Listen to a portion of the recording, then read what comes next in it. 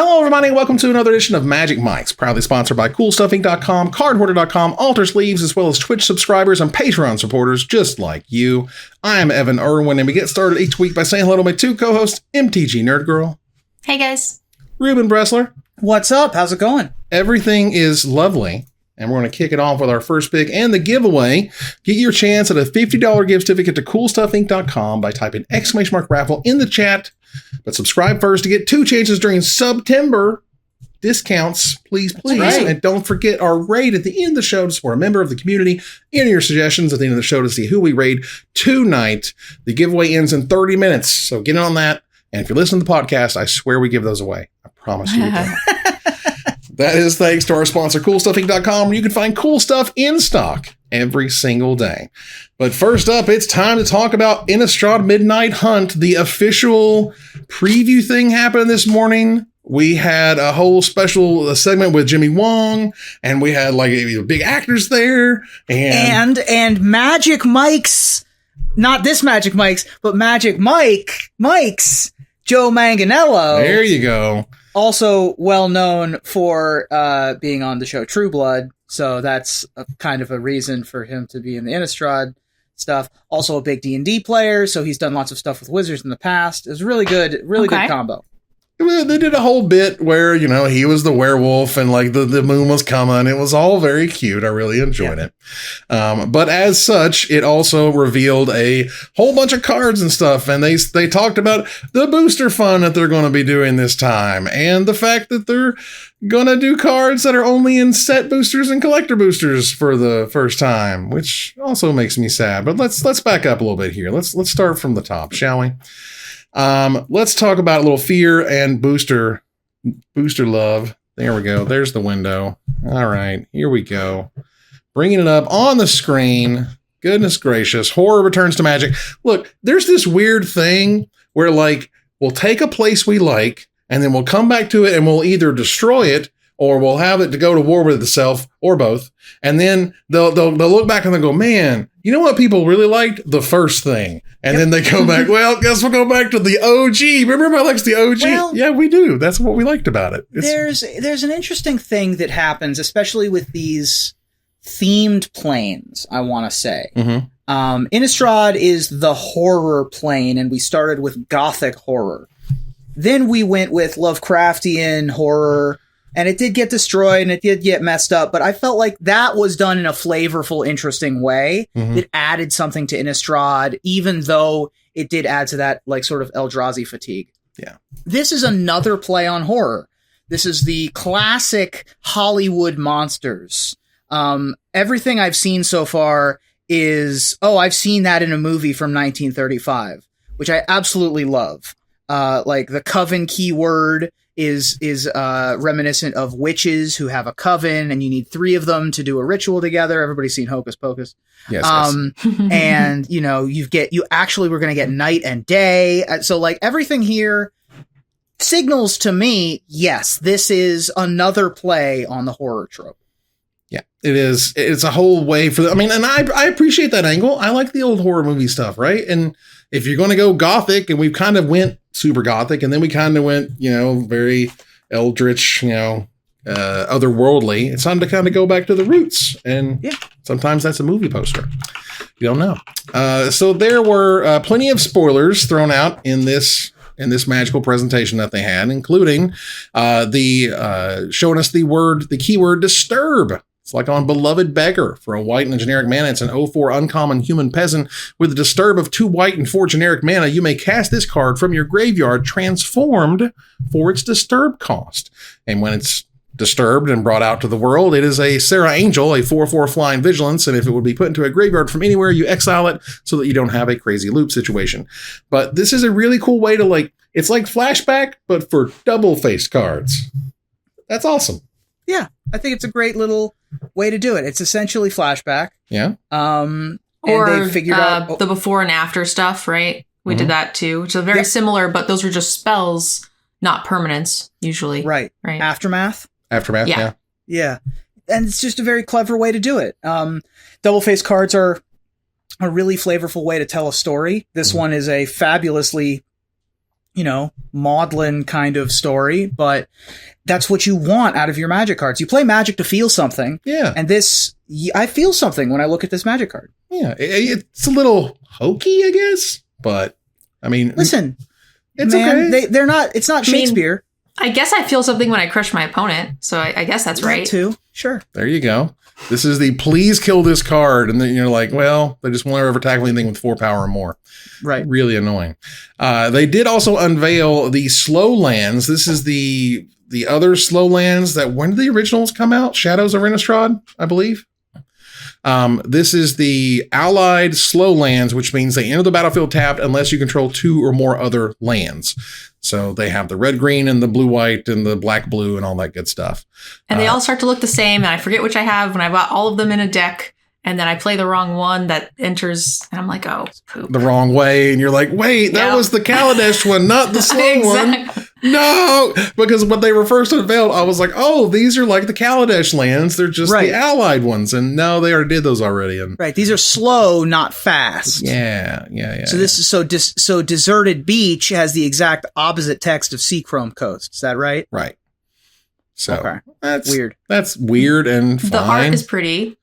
Art's very pretty. Yeah. Am I the only one that doesn't like the borderless, the full art, extended art stuff? Like, I don't know. I think I like them. I think I agree with you. When they first started making those, I was like, that's just what altruists do. Right. Like, why are we? I don't know. The card looks less clean to me. Like, I love the art of cards, but like, I also like the uniformity of the way they look normally. So yeah, maybe that's just my OCD messing with me.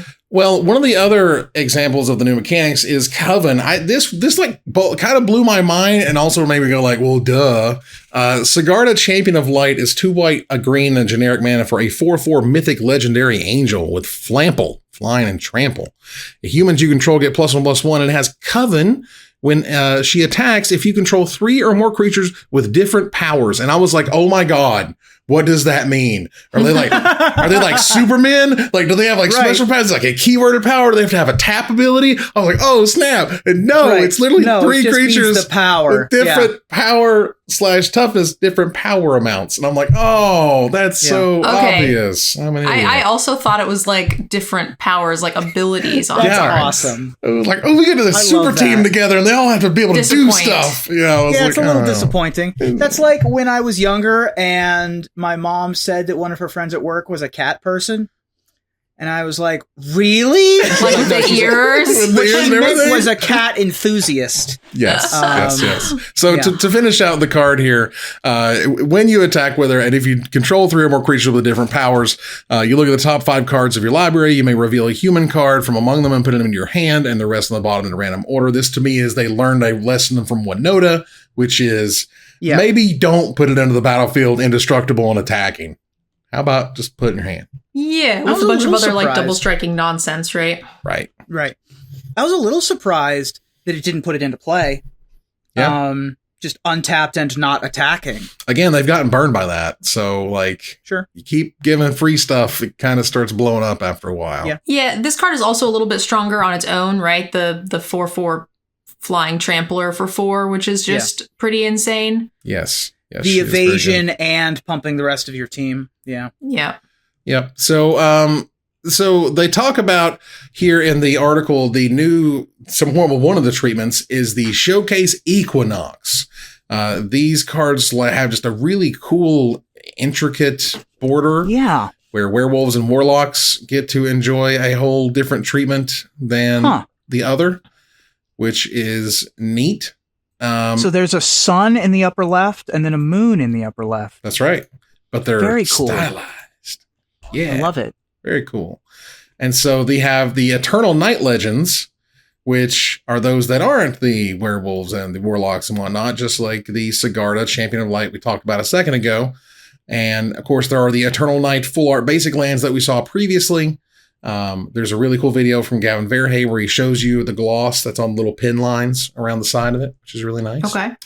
And of course, even more booster fun, those extended arts that Nerd Girl likes the most because they're great. This is, again, they're making more and more variants of things. People like variants. there's 37 different copies of Teferi out there. There might as well be 12 different of each rare.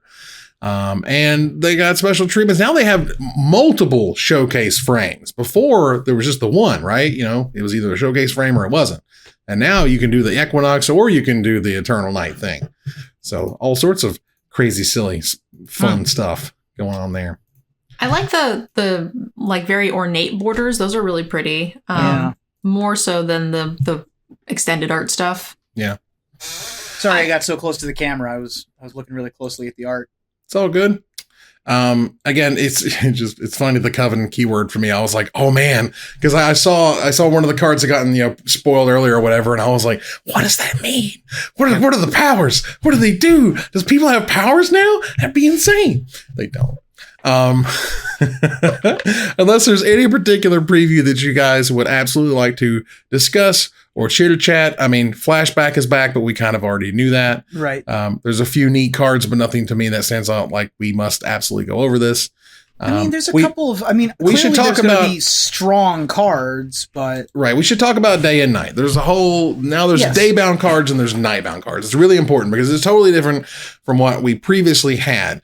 These days, it's day. If a player casts no spells during their own turn, it becomes night next turn. Back in the day, it was if nobody casts spells, they'll flip. Nowadays, it's during your turn. And again, Nightbound, so day happens, sure. You flip over to night. If a player casts at least 2 spells during their own turn, it becomes day next turn. So you have to do it on your own turn. It can't just be 2 people played multiple spells or whatever, and oops, we werewolf. They're not going back to Errata any werewolves. I read that from Rosewater's blog. So that's just not happening. And this is sort of our new day and night cycle. And funnily enough, it was Brian Gottlieb from the Great Designer Search 2 who basically pitched this exact mechanic, 10 years ago or whatever it was. Sure. And they were like, it's too confusing. This is too many moving parts, And it's like, no, this is exactly where Magic's going. They just didn't recognize it. But yeah, Arlen the Pack's Hope. The fact that Arlen the Pack's Hope, let's go ahead and talk about her for a minute. She's a red, a green, and 2 generic mana for a 4 loyalty mythic legendary planeswalker Arlen with Daybound. If a player casts no spells during their own turn, it becomes night next turn. It has a +1 until your next turn. You may cast creature spells as though they had flash, and each creature you control enters the battlefield with an additional +1/+1 counter on it. Note, this lets you flip her. Because you then don't cast spells that turn, you just activate her ability and say go. Or you can -3 to create 2 2/2 green wolf creature tokens. And of course, if you flip her, she's Nightbound and whatnot, and she has +2 to add red and green mana. Why? If you want to flip her to the other side, you would need mana to be able to play 2 spells, which I think is absolutely brilliant. And for 0:, until end of turn, she becomes a 5/5 werewolf creature with trample, indestructible, and haste. This card is not bananas, by the way. The main key difference between this and the previous iteration of werewolves is that there is just a common day and night cycle on the board. So you aren't going to have these awkward situations where, one player has a Ravager of the Fells and one player has a Huntmaster of the Fells. Like, that's not going to happen anymore. The little anachronistic, also not fun gameplay. This is much cleaner in terms of how the story plays out on the board, and also in terms of gameplay mechanics, it is cleaner because things flip at the same time.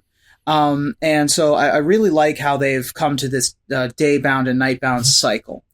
It is funny. The chat here did note that, they ran out of room on the text box, so you get extra cards to finish explaining the ability on the other cards. They did that with the City's Blessing. They did that with the Monarch. This is not new. This is not that different now.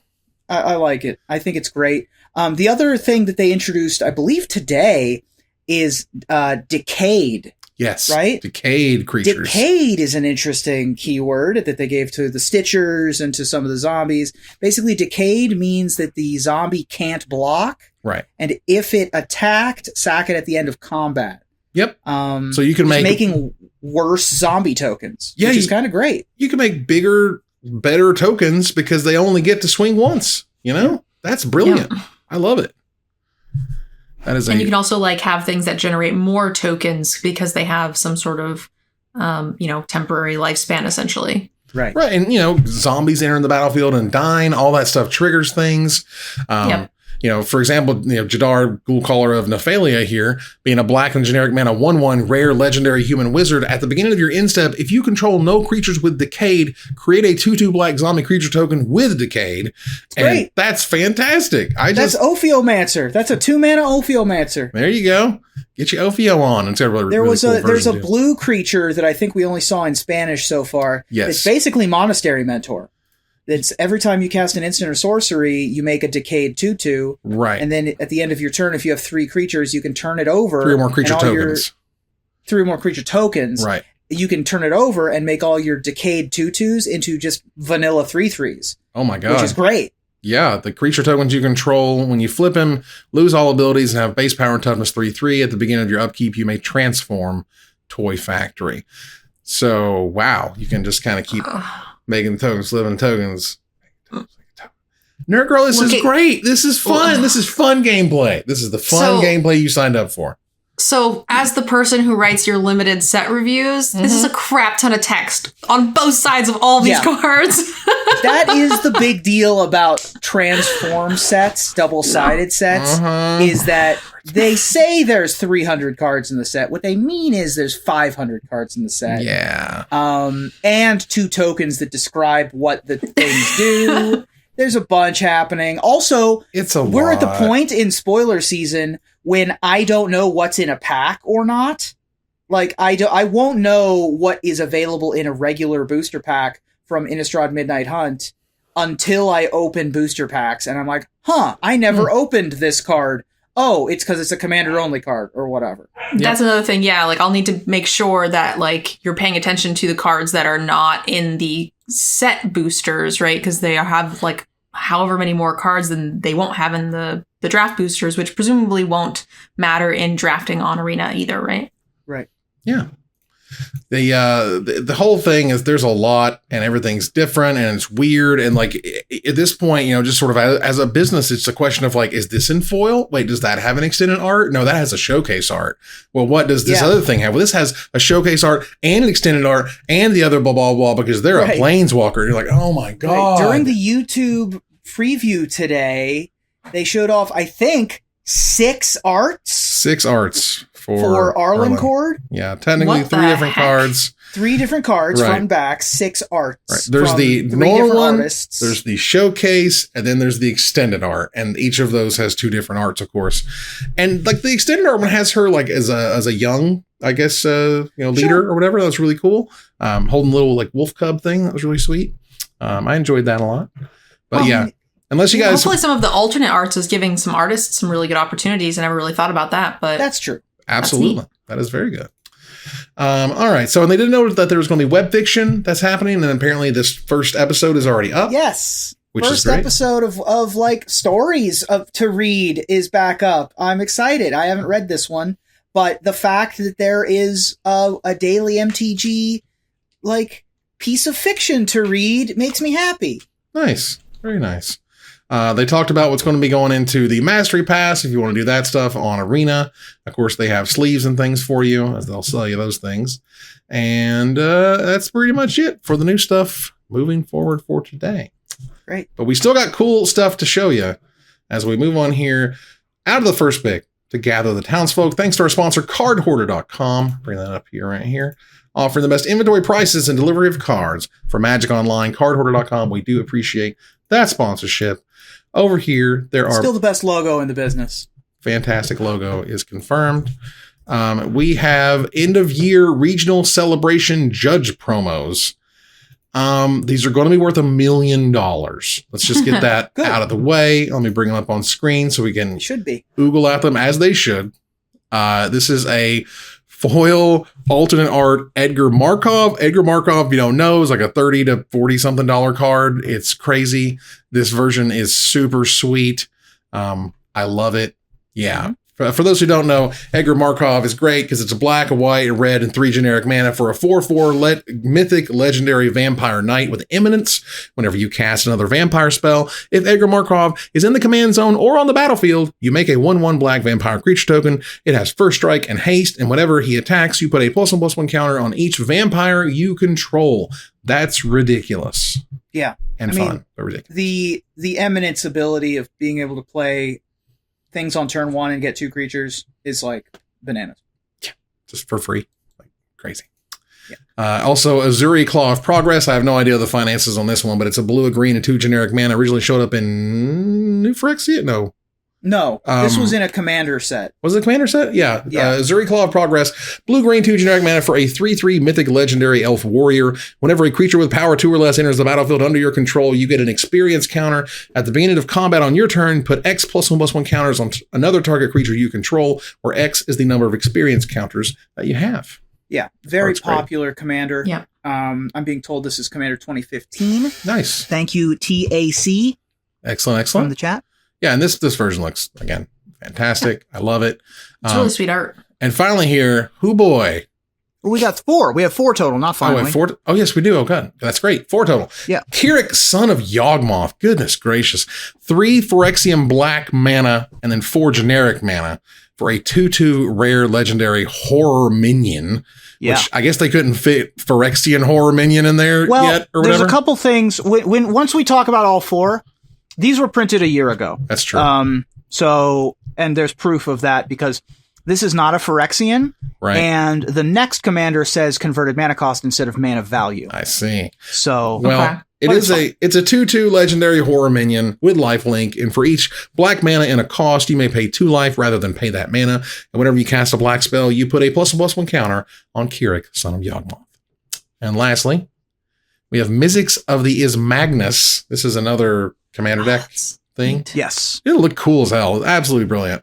Red, a blue, a 2 generic mana for a 2/2 mythic legendary goblin wizard. Whenever you cast an instant or sorcery spell with converted mana cost, heyo, with mana value greater than the number of experience counters you have, you get an experience counter. Instant and sorcery spells you cast cost 1 generic mana less to cast for each experience counter you have. This thing reads broken as crap. I mean, it is. This and Azuri came out in Commander 2015 because those were the the experience counter commanders. Right. So yeah, Mizzix of the Ismagus is a completely busted, and I love it. It's a great card. And they Granny all seem really Goblin. Interesting.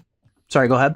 I was just gonna say they all seem very interesting. I like the Son of Yawgmoth. I don't think he's the most busted of the bunch, but I like that a lot of times like a commander they'll do this like one thing really cool, but then you have like this very like different downside or like danger of decking yourself or something, right? That like goes hand in hand. Whereas this ability, it like almost self-corrects because it like he gets bigger and life links and allows you to like bring out your stuff. So I just think that's a really cool mechanic in that like if he stays alive, he is self-correcting. Yeah. I like that. Absolutely. So moving on here, they're going to move on to, there's going to be MTGO full access for PAX West. This is interesting. During the Digital Conventions Championship Series gives players access to almost every card in Magic Online. Like you don't get access to like Secret Lair and like the old frame Power or something, but you get access to more or less everything else. And so, yeah, that was really cool. There's going to be the event dates happening PAX West. It's going to be in Gen Con Online, on Origins Online, PAX Unplugged back online, pastimes events.com/digital champs. We'll get you there. Nerd Girl, were you planning on going to PAX West? I am. Okay. I don't know how much PAX I'm actually going to do, but I have some friends coming into like town, so I figured I'd go up there and like drink. Sure. In the general I didn't vicinity. know if you were going to participate in any of this stuff. Sure. No. Like I probably won't even do like convention hall stuff. I technically have a ticket, but I mean, like I said, for the most part, I'm just driving up there to go see friends who are flying in that I haven't seen from Magic stuff. For a very long time. Awesome. I don't necessarily see any prices here. I'm not digging too hard into it. But again, the idea that you have one price that you can then access all the things and build any deck you want and play in legacy events where the decks are worth $1 bajillion, even when they're digital, is a super cool thing. And I like it. There was a new video from from Ristic Studies from Sam himself. And of course, it's fantastic. The limits of a card name. Talks about Asmorano, Mardikadiced, and a Koldakar and how like that was a thing. And they talked about it years ago and they like kind of, they said, oh, it can never be a card because it's too many letters. And put the link here in the chat. Check it out when you get a chance. It's 23 minutes of fantasticness. And it's absolutely brilliant. Everything Sam does is brilliant. He does a really, really good job. Really fun video talking about the history of card names. Bring on Ethan Fleischer to talk about Asmo. It's a great piece of content, and I couldn't love. We're so lucky to have Sam in the community. We are, to make stuff like this. Yeah, and he does great work, and now he's Dr. Sam. In fact, Dr. Sam. That's right. So fantastic stuff there. Last little thing here for Gather the Townsfolk. This was an Easter egg provided by someone who works at Wizards, Emma Handy, who I had no idea this was a thing. Apparently, this was a thing that they knew on the dev team, and no one really talked about or whatever. And this was. They say, WotC, working at WotC is a constant learning experience. Some days you learn about game design, and other days a set lead informs you that the first 5 Innistrad sets had 13 total cards that have the numeral or word 13 on them, and that the internet has not even noticed. Wow. And somebody did actually... 5 Innistrad sets had 13 cards that have the numeral or word 13 on them. And Scryfall confirms it true, as a follow-up tweet here shows you. There are exactly 13 cards that have the word 13. Interesting. Number 13. Right. It's very cute. I like it. That's cute. I like it. Today I we don't learned know how anyone would ever find that. I don't know. The internet finds some weird stuff, but I most certainly was never looking for it. Yeah. It's weird. So it's a good one. As we move on to Desperate Ravings, check out Alter Sleeves. Support the show by using the code MagicMikes at checkout for 5% off anything in the store, including a set of exclusive sleeves featuring Magic Mike's crew. AlterSleeves.com/MagicMikes. Check out Alter Sleeves. They are sweet. Yeah, we're working on something new for you. Working on new stuff. It's gonna be great. All right. It's time to end the Desperate Ravings, which is usually what dumb thing happened this week. Well, the dumb thing that happened this week is that Wizards has decided to change a 3-day tournament to 2 days. And was there a flood? Was there a flood in the convention hall that necessitated that? There was no flood that I know of. And it reset the time to 9 a.m. and to run 9 rounds instead of 6 rounds. Well, that's cool and all, but 9 a.m. Pacific time, once you go all the way overseas to the Europes and whatnot, and then you realize that they're going to be playing until the middle of the night, and then you realize the poor people in Asia are going to be starting their events at 3 a.m. or whatever. People had taken time off, they had scheduled around this stuff, and they're just oops, we're just going to change it because that's what we do with organized play. Yeah. And it's not so much that they changed it to a different time. It's that they changed it to a different time with about 24 hours notice. Yeah. And this is the largest, maybe second largest event of the year, technically, for competitive Magic esports. So, that's not great. And, Kai tweeted about it, and Brad Nelson tweeted about it, and not to mention people that aren't Euro and Americentric getting completely screwed over. It's a whole big old mess. Yeah. So they have a tendency of doing this where they'll shift things at the last second without really thinking of the repercussions for the people that either are participating in the tournament or the creators. I mean, I know it's a little bit old news, but when they canceled the content creator stream event with literally 2 days, 12 hours. No, we got it the night before. Oh my God. At 10 p.m. they sent out the emails. I knew people who had rented out office space so that they could live stream it because they were YouTube creators, but they don't have a setup to where they could actually live stream to participate in the event. So I have a couple of creator friends who took time off work, rented a space to go and do the thing, brought all of their equipment, everything, and then canceled it. It's rough. I don't know how they get away with it so much, but they do. Well, it's Wizards. Wizards does whatever Wizards want. It's the giant dragon on the gold, right? Yeah. And cool stuff. We had spent time and effort and resources making graphics and scheduling tweets and things and promotions for our own, the Magic Mike stream at that time. And just nope, ain't happening because something. This is on a whole nother. It's a whole nother level of life affecting stuff. Javier Javier Domingos here says, I'm very, very tilted by last minute changes that simply punish you for not being American for the most important event of the last 2 years. I'm someone very willing to change my schedule for weeks in order to play a tournament, but changing one day before makes it impossible for me to adapt. Of course, that's not the case if you don't have to adapt at all. Yeah. That's definitely true. Perfectly worded.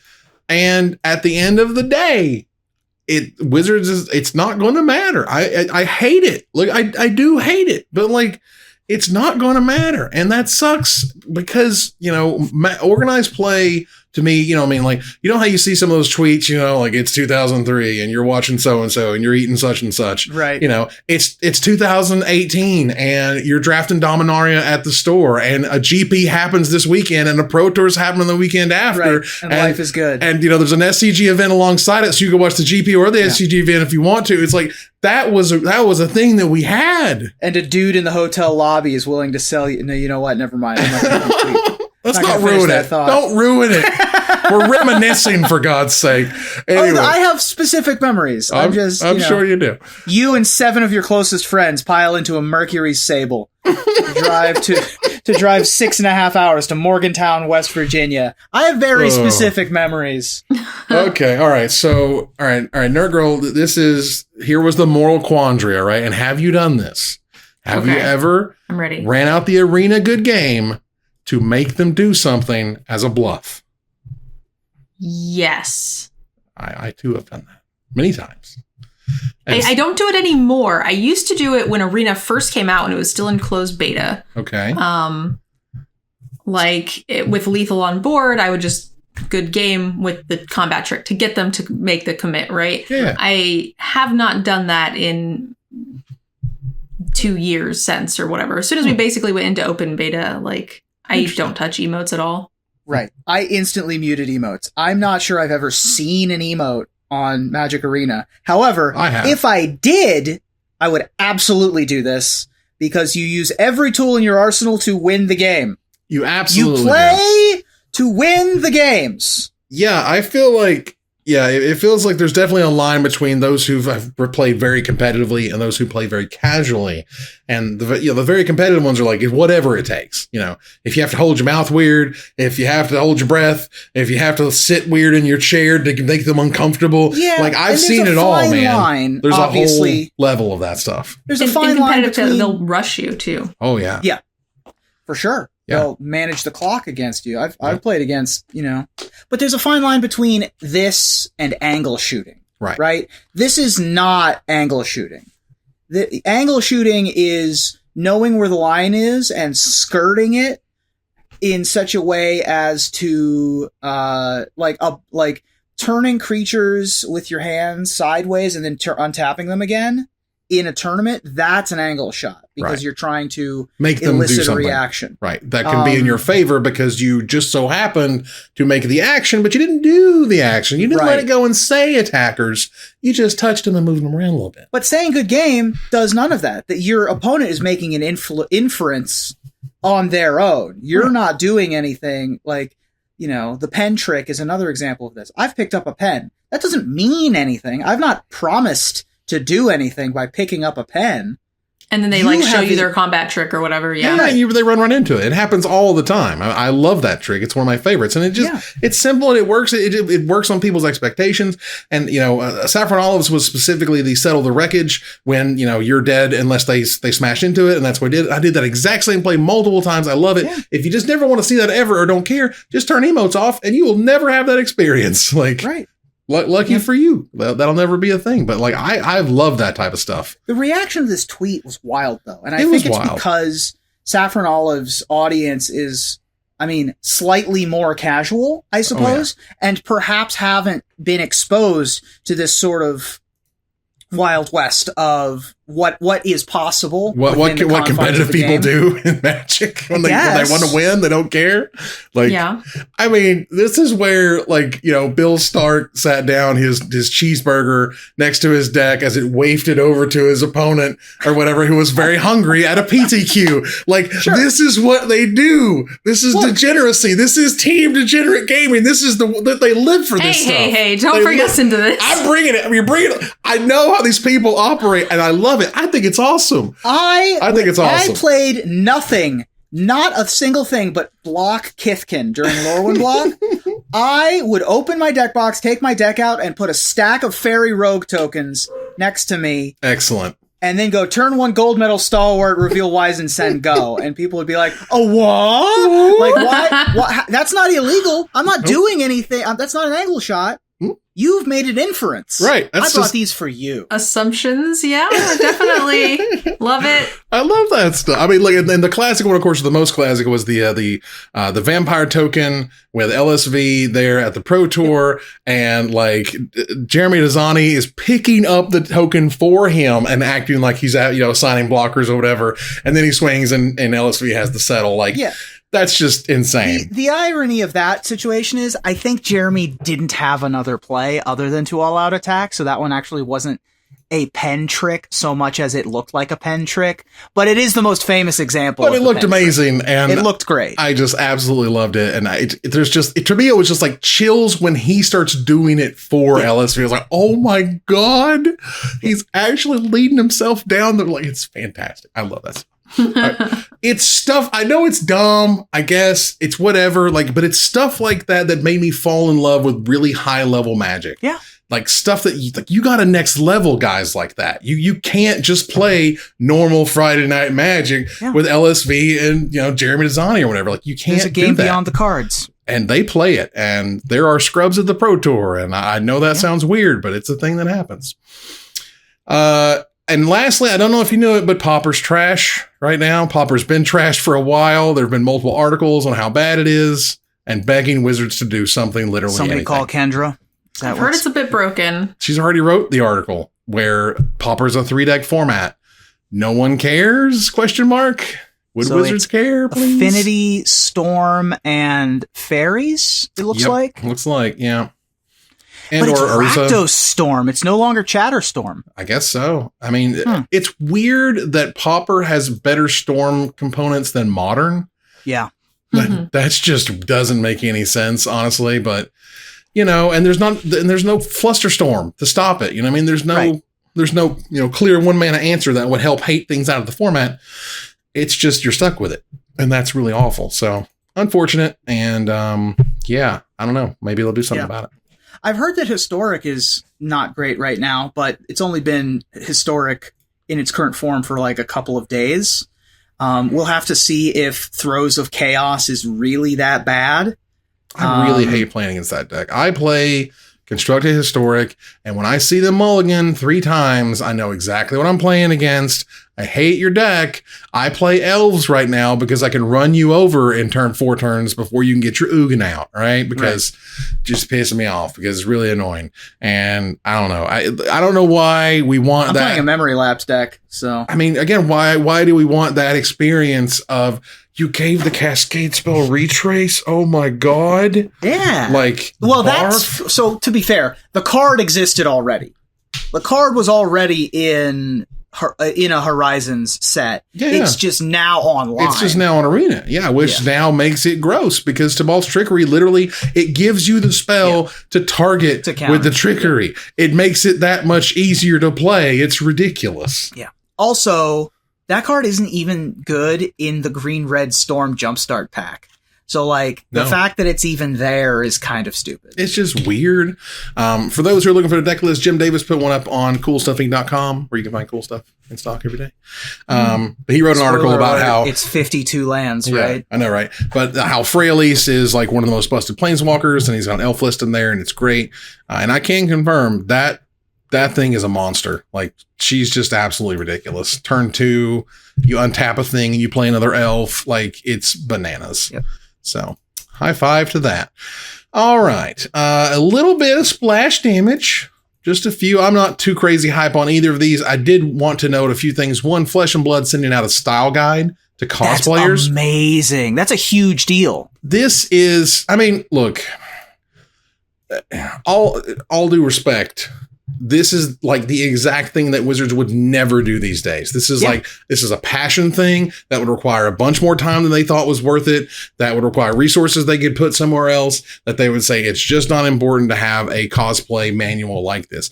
Maybe that's not true. I don't know. I'm just saying, from what I've noticed throughout the years, it feels like the type of thing that Wizards would never be able to do because there's always something better to work on. Well, it's all, I mean, obviously they would do it now, but they also didn't do it then.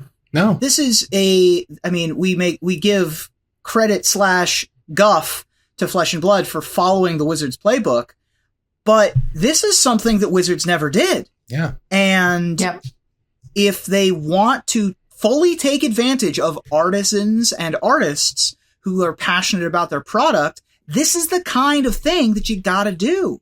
And I think that this bodes really well. This is like one of my favorite things I've heard about what Flesh and Blood is doing. This is a company hungry. This is a company who wants, like, they're craving that community. They want people excited. They want people to get into it. They're giving you all the tools, all the roadmaps. Like, here, let's do it. Let's celebrate, this game. Here's how you can do it. Here's the way to do so. I think that's absolutely amazing. And one last little bit is that the preview cards that they're providing to content creators like Tolarian Community College are actual cards. They're the cards. That's cool. Amazing. Like, yeah, I saw that they got sent like actual versions of the card to show off, which is really cool. Yeah.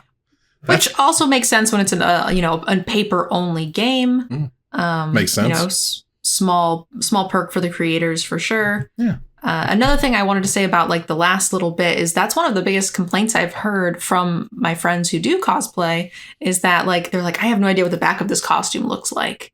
And like they just have so little resources, and oftentimes like the picture that they're sent is just like trash. So like they don't even get like the full thing sometimes. This is really, really awesome. Right. They have to like make it up or whatever, what they think would be there. Or maybe the artist has like a sketch or something of like some squiggly lines back there. You're like, what is that supposed to be? Like, figure it out, make it up. Turn into amateur anthropologists when you're trying to make a costume. Yep. So to see a company that hungry is sort of refreshing, honestly. It reminds me of, Wizards of the 90s, where like they're going to get it and they're going to give you stuff and we're going to make this happen. We're going to be excited and we're going to go the extra mile and do something like this. All right. Let's turn the corner. I want to touch on this. You want to touch okay, real quick. Go for it, man. So Lucas Kunce was on MSNBC. Lucas Kunce is a military veteran. He's also a representative. I believe he's a active representative. Oh, sweet. Or maybe he's running for Senate. I don't know if he's state House representative or not. It's okay, but he is an Afghanistan Marine veteran. That we can, for sure. Afghanistan Marine veteran. Yes. And he had a big uncut sheet and all 4 arts to Mishra's Factory in the background. This man owns the Mishra's Factory art. You know what a flex this is, by the way? This is a huge flex. This is just the sickest flex. This is the most expensive backdrop. I want to rate my Skype room on this guy's backdrop because the sleuths looked at it and they think it's a beta sheet. I believe this is a uncommon beta sheet. Yes.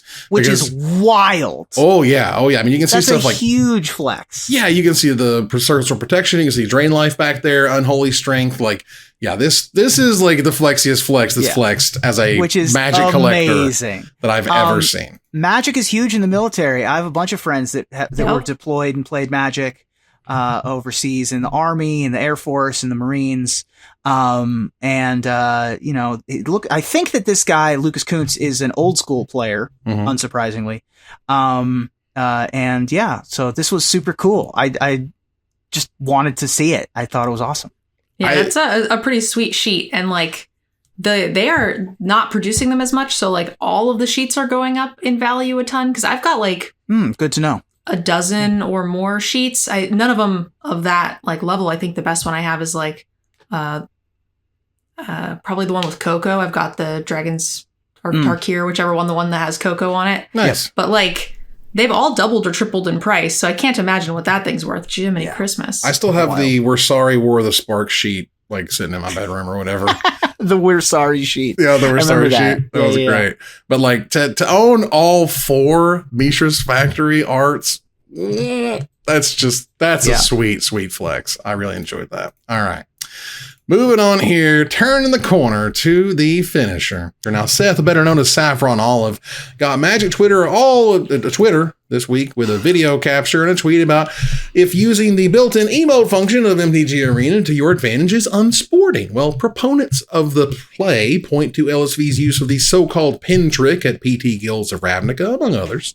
But detractors say it's dirty and out of bounds. Seems like a fun gray area to discuss, so tell me, how would you press your luck and gain an advantage to distract your opponents, Ruben? Well, there ain't no gamesmanship quite like the classics. Legends of old West-style outlaws running classic moves were told at F&M and lunch tables all throughout my adolescence. So I'd break into the vault and revive some long-dead strategies. Perching on a chair, trash talk, all the old-school garbage that's frowned upon in polite company nowadays. Because if I'm going to get DQ'd from a tournament, I'm going to make sure I deserve it. You're going to ask them to unsleeve their cards? Yeah. Remember that? Remember that back in the day? You could do that.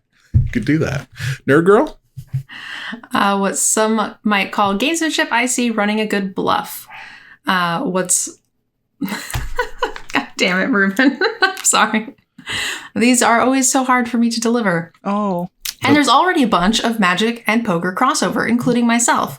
So I'd bring a little bit of that to the table with some dark sunglasses, a big hoodie, and a baseball cap. All of which would prevent my opponents from getting tells at the table. And also, to benefit, letting me take a quick nap when my opponents are playing control Magic. Nice. Well, I can be distracting if I want to be. I'm loud, I'm boisterous, and I command a presence. So if I want to distract my opponent, there's only one thing I need to do. Start commentating their plays like I'm hosting a live episode of The Magic Show. That would be very off-putting. Oh my God, is that a Thragtusk? Are you the Resto! It's a Resto! Okay, that ends another live episode of Magic Mike's. Thanks for joining us here to discuss all things Magic. Thank you, Nerd Girl. Thanks for having me. Thank you, Ruben. Thank you. I think we have one other sub, perhaps. Ooh, do we get another sub? I miss it? I have a DM here. Oh, you run the DM. Go. Just go. Well, you can tell me how accurate this is, but Enstev. I believe it. Enstev is a long-time supporter. And been here for 5 years, so 6 years maybe. Yeah, I've been here a long time. So yes, thank you, Enstev. Thank you very much. All right. All right, that said, we move here to our final slide. I want to thank our sponsor, CoolStuffInc.com, our co-sponsors, CardHoarder.com, and AlterSleeves. Use the code MagicMikes on AlterSleeves.com, everybody. My co-host, Nerd Girl, and Ruben Bressler, you guys for watching or listening. I hope you support us at Patreon.com/MagicMikes. Please follow, like, tweet, favorite, share, subscribe to everything social that tells people we exist. Catch us online on our Discord, Twitch.tv at MagicMikes, on Twitter at MagicMikesCast, our Magic Mike subreddit, and like the Magic Mikes page on Facebook. Or join us here next week, same time, same place, for another episode of Magic Mikes. Good night, everybody.